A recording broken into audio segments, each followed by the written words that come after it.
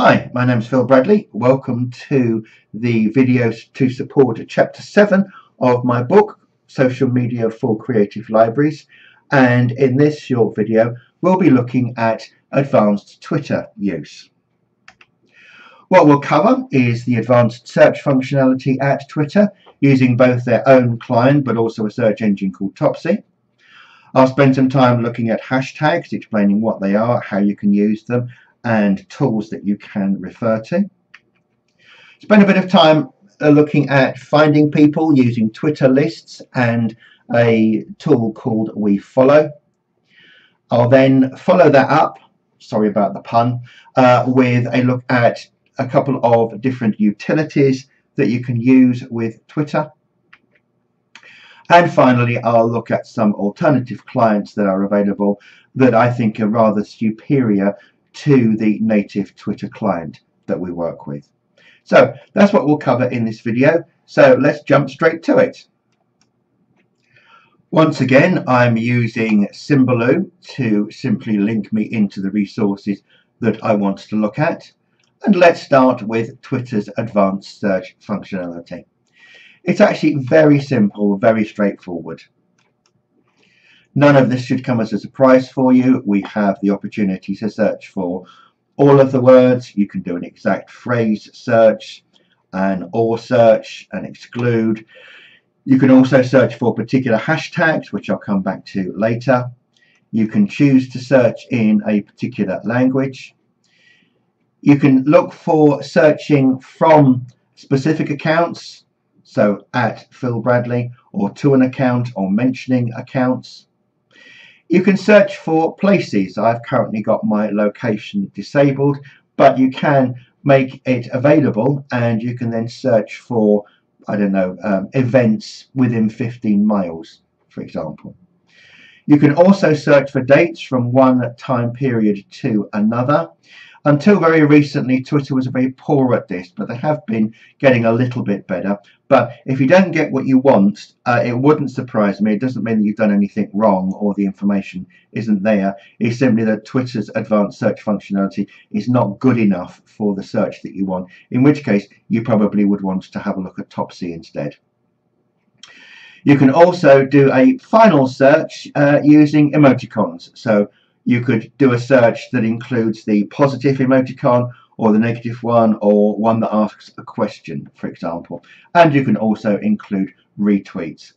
I've never found this particularly useful because people tend to scatter the use of these emoticons left, right and centre in their tweets. So I don't find it particularly useful, but if you're absolutely desperate, you might want to spend a little bit of time having a look at that functionality. So that's really the Twitter advanced search function. There's nothing particularly exciting to show you. There's nothing much that's worthwhile demonstrating to you because it really is that simple and that straightforward. Let's look instead at a rather better, in my opinion, search engine. It's called Topsy. So I can do my search for my subject of interest. And what I'm now getting for my search on libraries, in the past 19 hours there have been about 3,000 tweets. I can see over the period of time how many tweets there have been in the last 30 days.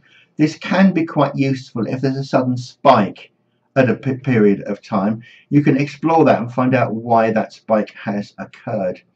The only disadvantage that you've got here is that if you want to have a look at the tweets, you've got a pop to go in there, so it takes a little bit of time, but you can then have an explore and see exactly what it is that people are talking about, what the top tweets were, and so on.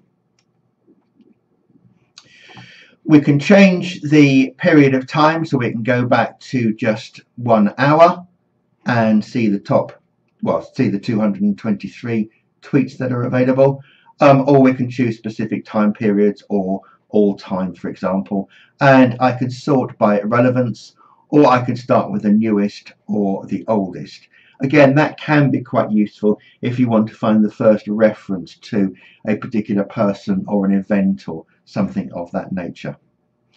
When I'm doing a search, I can limit my search to those tweets that contain links or which have photographs linked to them or that have videos in them. And I can also look for influencers. And the people who are influencers are those who are tweeting a lot about that particular subject area, who are mentioned a lot. So this is an unsurprising list of people that have been talking about libraries. And again, we've got the option for all languages, and then the option of going through in a little bit more detail to different time periods. So that very briefly is using Topsy to search for tweets. I find it's a much more professional approach than Twitter, and I think although Twitter's got all of the resources available to it, Topsy is a far superior product. It has over 425 billion tweets going back now about 8 years. So if you do need that sort of archival approach, Topsy is absolutely, in my opinion, the best place to go. The next thing that I wanted to talk about is hashtags.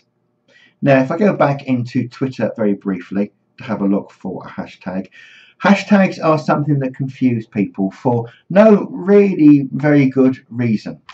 A hashtag is basically a self-imposed controlled vocabulary.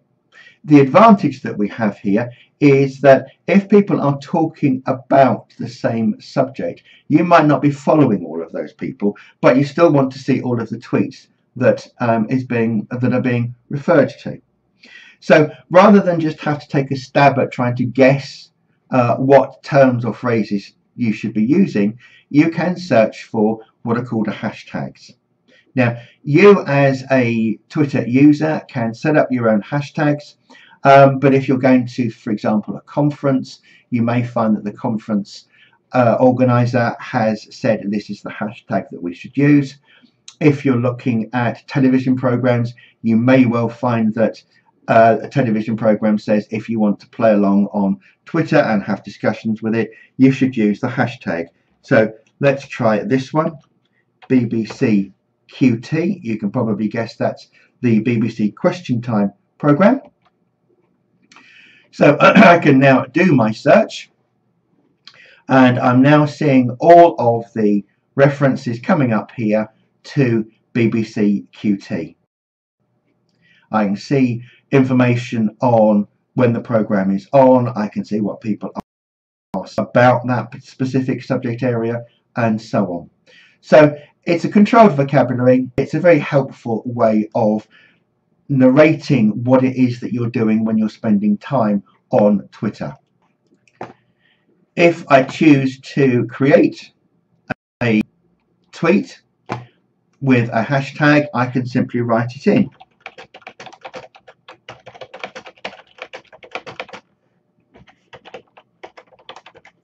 This is an example tweet with a hashtag, and Twitter is providing me with some suggestions that I might want to make use of. I can use something like that to really give an indication as to the subject area that I'm interested in. But what I could also do is simply say that I'm using a hashtag to emphasize something.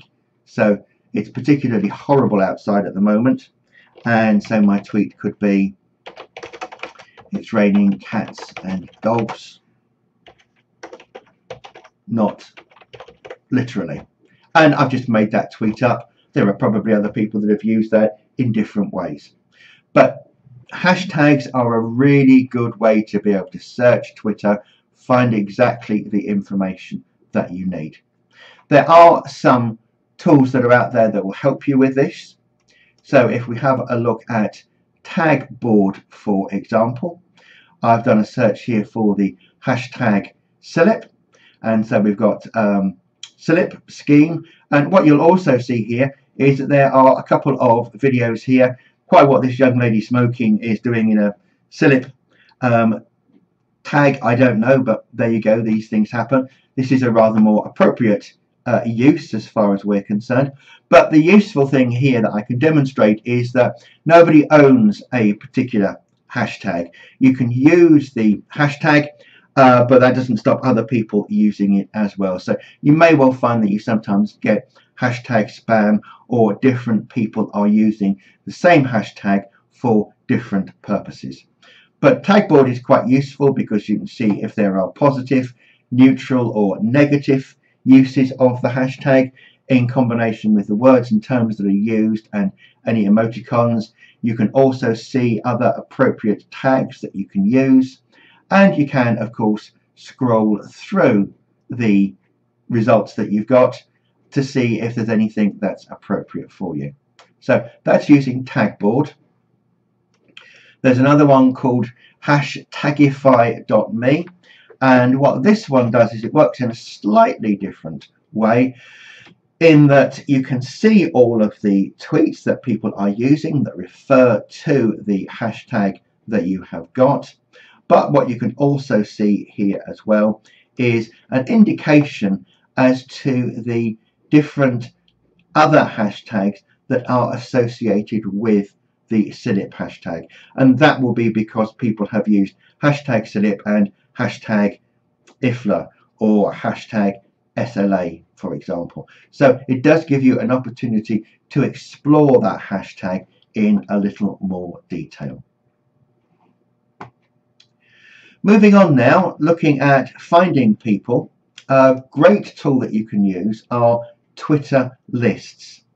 When you get somebody that follows you and you want to follow them back, you can decide to add them to a list that you have.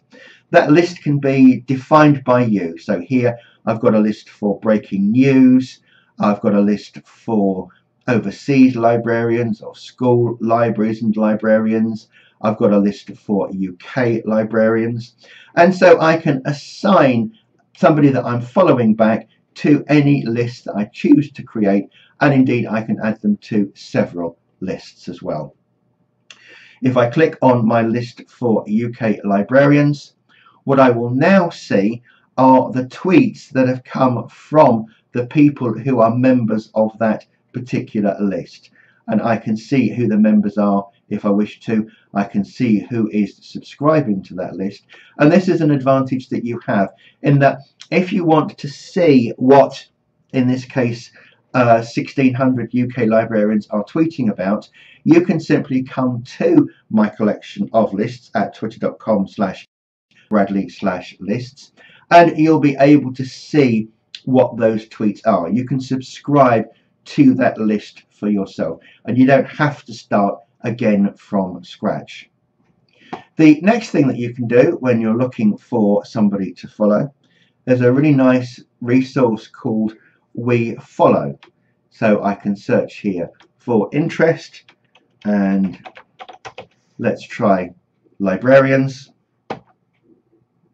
and what I'll now see are librarians who have been active on We Follow, and you can scroll down looking at all of those individuals, see the kind of thing that they are doing.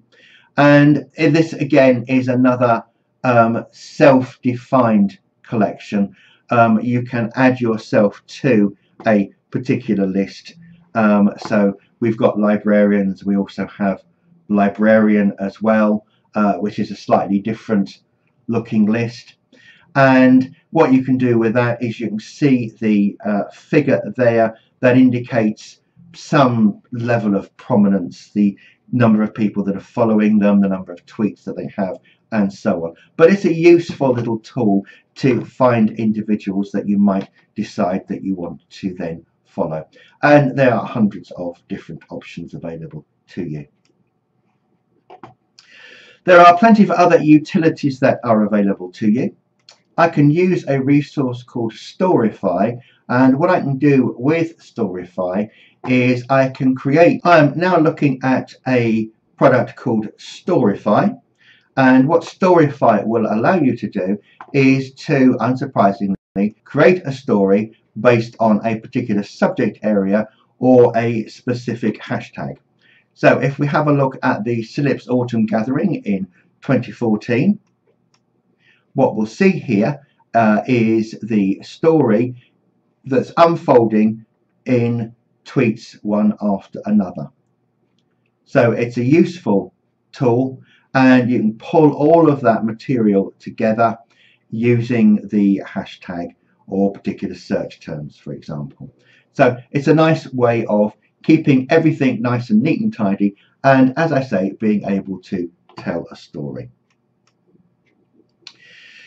You might be interested in creating polls and surveys. You can create a survey for yourself. It might be one question, it could be a multi-question. Hashtags, you could create a quiz if you wanted to. You enter a title for the survey, you can add more details about it and create your own poll that way. So that's a nice, interesting, fun way of interacting with your users. And finally, there's an interesting tool called Manage Flitter. And what this one will do is it allows you to look at your own account. Now, I have linked into my account, and it can tell me who I'm following, who isn't following me back. I can decide to see who I'm following, who doesn't have a profile image, or who is tweeting in a language that's different to mine. I can see if I have any fake followers. I can see who is talkative, who is quiet. I can see everybody that I follow. So it's a nice tool that I can use to really gauge who I am following and what those people are doing. Finally, I'd like to look at a couple of different clients that you can use instead of the Twitter interface, which I don't find particularly helpful. The one that I prefer to use is a tool called Hootsuite. And the way that Hootsuite works is that you can have a number of different columns available for information. So in this one, for example, I've got my home feed, which is just simply all of the tweets that are coming out from the people that I'm following. I have another collection here where people refer to @Phil Bradley, so that I can see what those are. I can do a search for Phil space Bradley to catch any tweets that refer to those two words. I can create my own searches that are constantly being run. I can link through to the lists that I have available. I can link to my private messages that I'm getting, or my favorites. And what I've got at the top of the screen here as well, I can compose my message. I can add in a link if necessary. You can see the number of characters I've got going down. I can then add in things like locations. I can decide who I want to target it to if that's available to me. Privacy options. I can attach images and files and so on. What I can also do is I can link through to, for example, my Facebook page as well. And I can tweet to, I beg your pardon, I can send messages to my Facebook page in exactly the same way that I can to Twitter. The last option here is a thing called TweetDeck. And as you will see here, this works in a very similar fashion. I have my home tweet stream, I've got notification, I've got messages to me, and I've got any activity from the people that I'm following. So it's a really nice, simple, straightforward way of keeping up to date with what's actually happening on Twitter without having to look at it all of the time. So those are a few of the advanced search functions and interesting things that you can do with Twitter. I look forward to seeing you for the next video, in which I'll be looking at some examples of great marketing practice in libraries. So until then, thanks very much and goodbye.